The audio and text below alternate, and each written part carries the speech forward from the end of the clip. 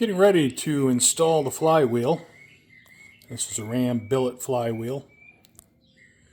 The factory flywheel had about 1,000 cracks in it, so wasn't able to reuse that.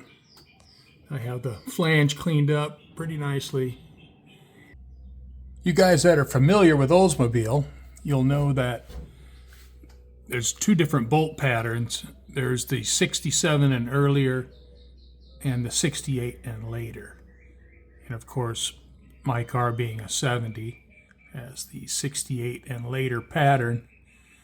But it's something to be aware of if you're new to Oldsmobiles. I'm using ARP fastener lube on the flywheel bolts. I'll put a little bit on the threads and then I'll put a little bit on the head of the bolt. I made this tool for holding the flywheel, I don't know, at least 40 years ago, maybe even longer than that. And the way it works is it bolts up using the starter bolts, and then this engages the starter ring. So I'll bolt that in place and I'll torque the flywheel. I went ahead and removed the engine cradle, and I brought the jacking tray up front. Now I have my tool in place, which locks the flywheel, and now I can torque the flywheel bolts. Doing a double check on the bolt torque, ARP recommends 75 foot-pounds for the 7/16 flywheel bolts. So I fudged it a little bit. I torqued them to 80. Oldsmobile says 90. ARP says 75, so I torqued them to 80. I'm using this McLeod 11-inch diaphragm clutch in the car. And I cleaned the flywheel with brake cleaner, so it's clean and ready to go. So I'll go ahead and get everything started, get all the bolts started. I have a pilot shaft. It's plastic. I'm hoping it's straight. So I'll get the clutch disc out, get it up, get the pressure plate bolted in place. I have some new pressure plate bolts. And these are ARPs. Torque spec on the pressure plate bolts is 35 foot-pounds. I have some blue Loctite that I'll use. I have the clutch disc in place using the supplied shaft with the clutch kit. I've cleaned the pressure plate with brake cleaner, and so now I'm ready to set it up in place and get a few bolts started.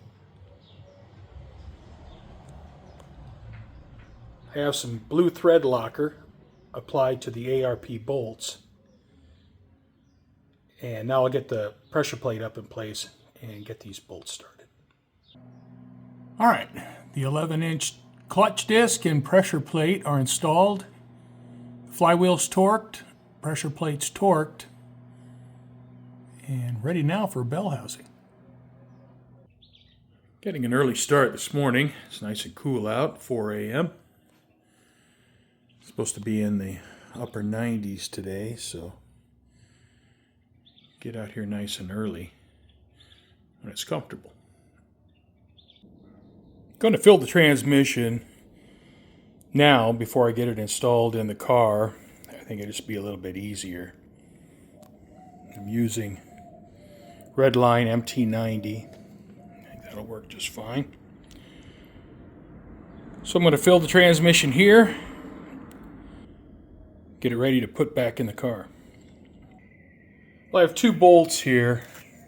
I cut the heads off, and I think these are 6 inches, or they might be 5 inches. I don't know if they're going to be long enough to help, but I'm going to put these up here. And if I get the transmission up and get it started, And then I can kind of rest the transmission on those bolts, and I don't have to hold it the entire time. I don't know if the bolts are going to be long enough to really do much for me, but I'll give it a try and see how it goes. Well, I'm going to try to lift that thing up in there. I'm an old man. I'm 67 years old. We'll see how it goes. Hopefully I don't get hurt. I have the transmission reinstalled and I have the bolts torqued to 45 foot-pounds. So now I get the cross member in. It's a job for an old man. I have the M21 reinstalled.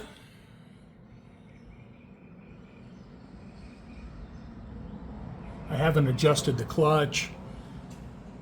I don't have any of the clutch linkage hooked up yet. I do have the speedometer cable hooked up. Everything looks pretty good.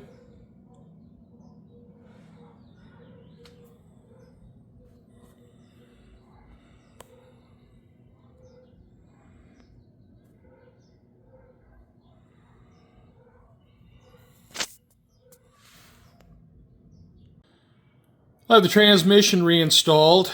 I have everything torqued. And that was a job for an old man. I think I got to go in now and take a nap. So thank you for watching.